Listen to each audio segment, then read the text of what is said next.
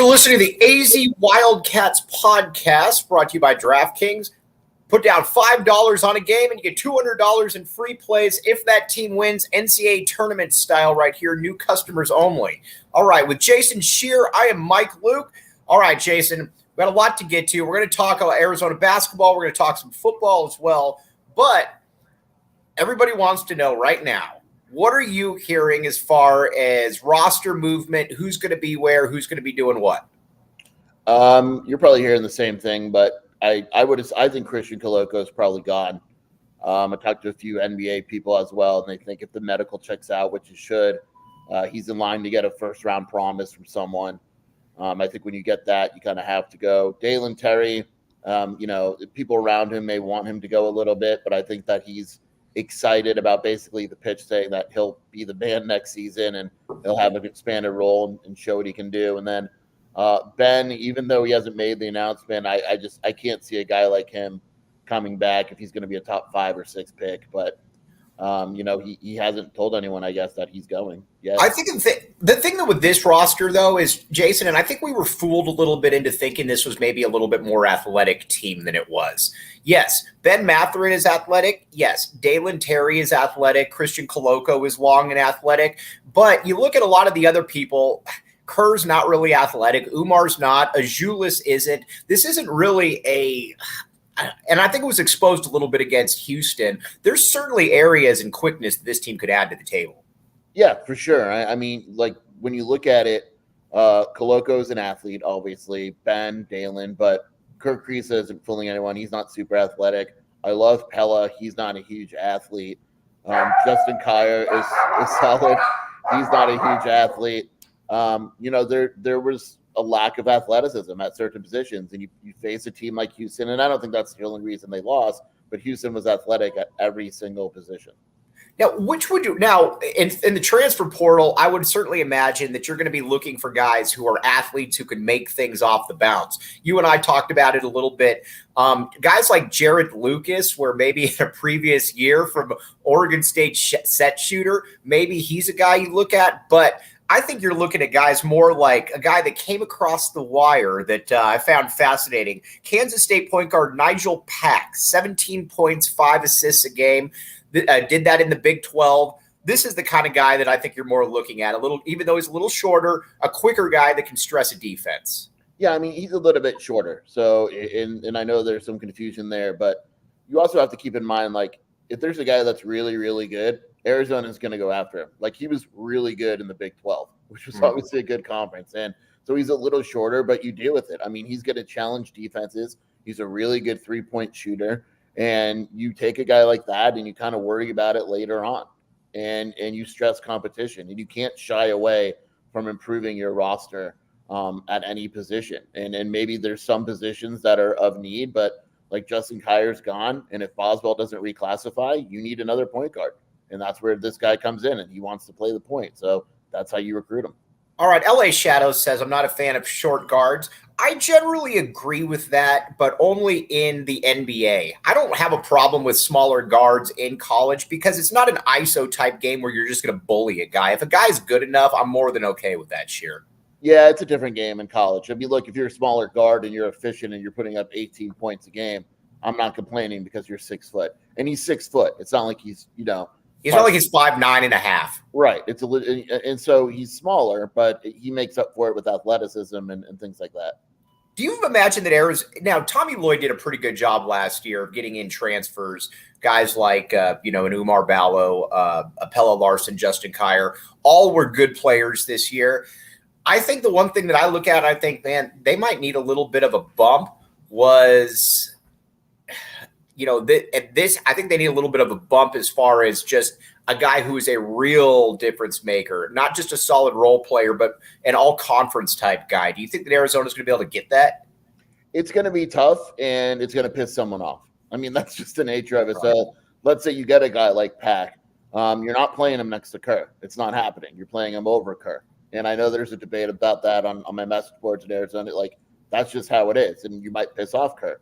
If you can get a guy at the 4 who's going to be awesome, it's very tough to do because you're pissing someone off. And basically, what was really impressive about the guys that Tommy added last year was that everybody fit and accepted their role.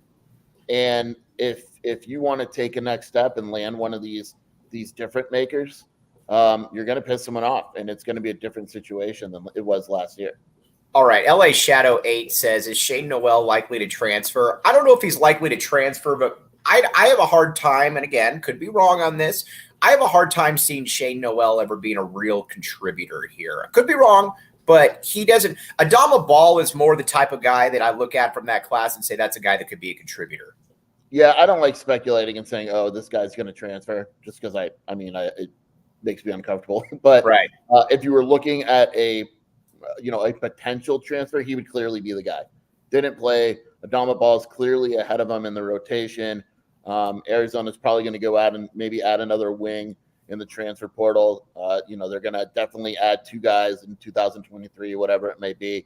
It becomes tougher for Shea Noel to get minutes. And I think that maybe you sit him down and that becomes apparent, and maybe he makes that decision, or maybe he says, yeah, that's cool with me. If I were to ask you, and you were able to, I'll just read it. DraftKings Sportsbook app, code word PHNX. $5 on an NCAA tournament game. If you're a new customer, you get $200 in free plays. 21 and up, Arizona only. Gambling problem, call 1-800-NEXT-STEP. Scheer, if you're on the DraftKings Sportsbook app, who are you picking to win the Final Four this week? Duke. Yeah, I am too.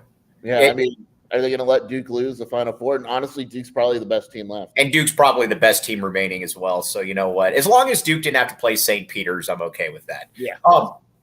Let's talk a little to Adama Ball. This is a guy that I think when people are looking at the roster next year, maybe sleeping on just a little bit. And we really shouldn't be, because Tommy Lloyd went out of his way towards the end of the season to start putting Ball into the lineup. And you generally don't do that if you don't have plans for a guy next year. Yeah, you don't put in a guy at the crucial moments of the season. And I know he didn't play a tournament, but you don't put him in unless you trust him, and you're basically telling him, look, you're only getting 10 minutes now, but that's just a taste of what you're getting next season. Right. He's going to be a major part of the rotation. You got to assume he takes a big jump. He already took a big jump from the beginning of the season till when they started playing him. He's a guy that we're probably not talking about enough in terms of just his overall potential and how much, he could wind up playing. And he showed a little bit of a shot. He showed a little bit of a one-step pull-up. He's a guy that showed some real potential. They love him. They were saying it all the way from media day before the team even played a game that this kid's going to be really, really good. It's just going to take some time and development. But he's going to be very, very good if he sticks it out.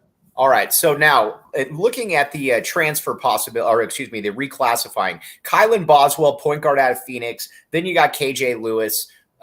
Are either one of these guys, are these realistic transfers reclassifying as possibly playing this coming year? I don't think Lewis is. Lewis, when he mentioned that when he committed, that was the first I heard of it. That would surprise me. I think Boswell will be a situation depending on who leaves and who stays. If they go out and get a guy like Pack, there's no reason for Boswell to reclassify.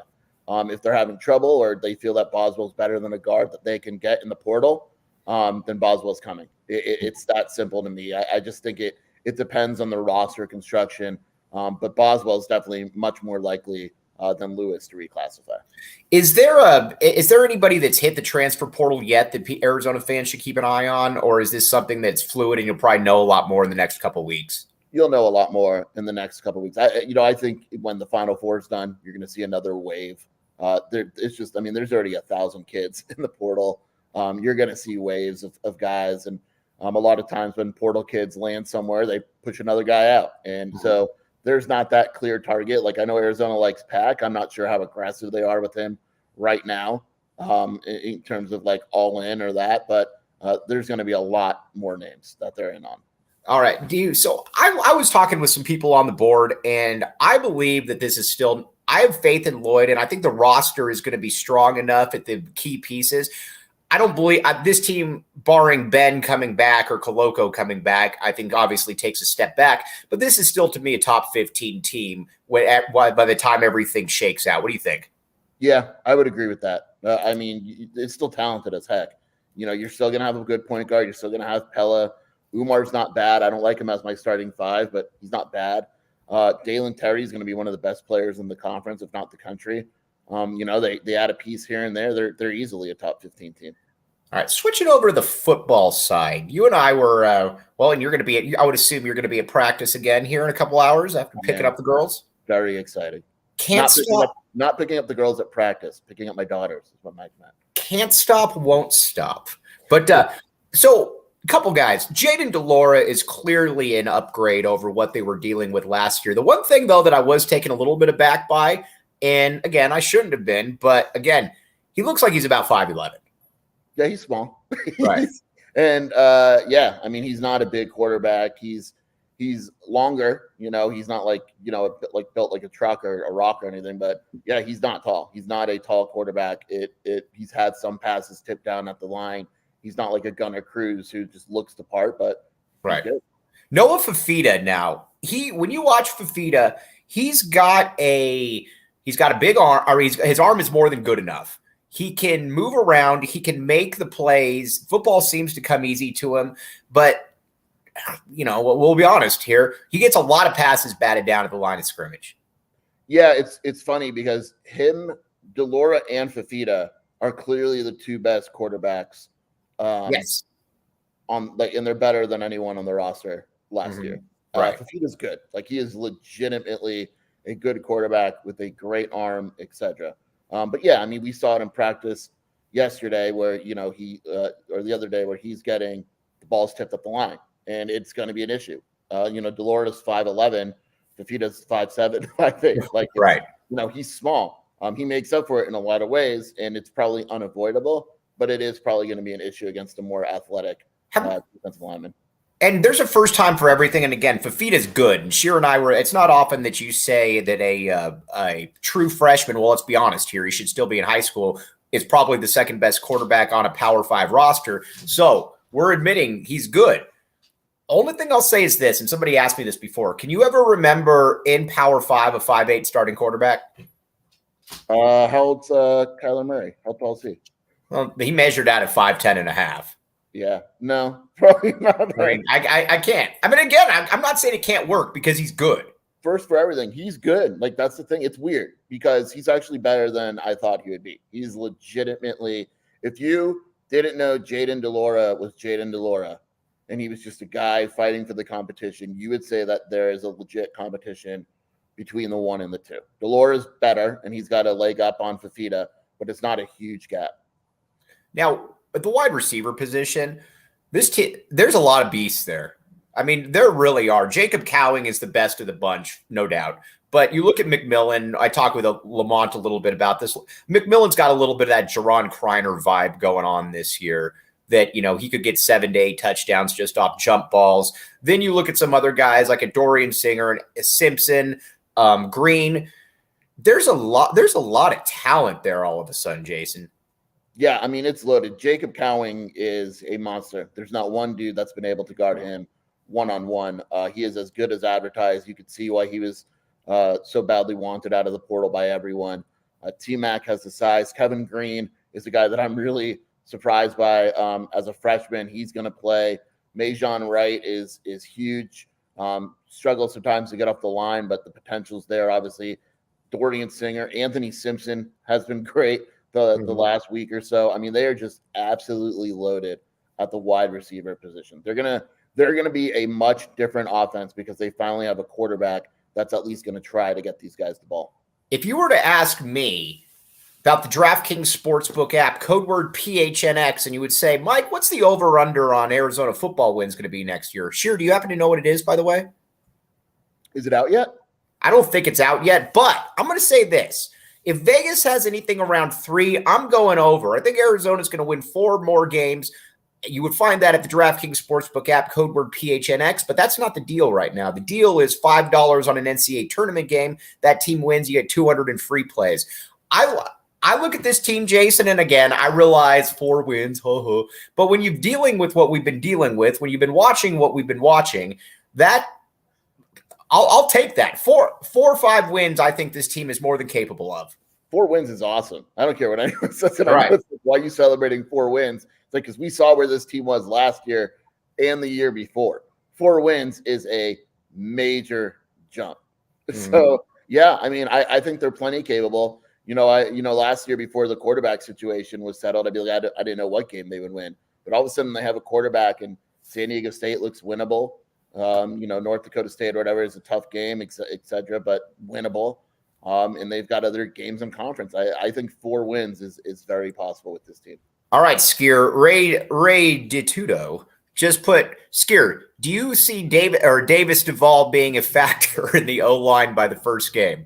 Yeah, I don't think he'll start, but I think he'll be in the rotation. They're trying to figure out now if he's a guard or a tackle. He looks a little small. He hasn't practiced for real at all. I think today might be his first real practice. But he's got to get stronger, put on a little bit of weight. But they need him. They like him a lot based off last year, what they saw in practice. So they got to figure out what he is, but he'll be a rotation guy. I don't know if he'll start right away.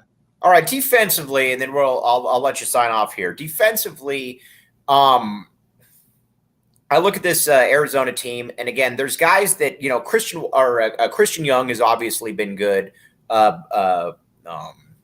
Rutherford has obviously been good as well. But I look along the defensive line. That's where it's intriguing to me a little bit, because you've got Jalen Harris, but you've also got a Paris Shand, who you and I were talking about at practice the other day. Yeah, and he's athletic. Bars coming back as well. Yeah, he's going to start Paris Shand. And I like Savea, the UCLA transfer, and I thought he was a lock. But I mean, if you're basing it off the spring, Shand has been better. And Shand is going to be a starter. And he's taken that step forward.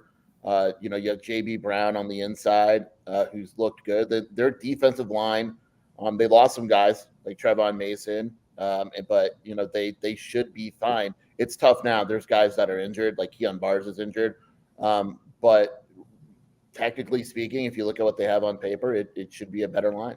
Who's the best defensive player on this team? Man, that's tough.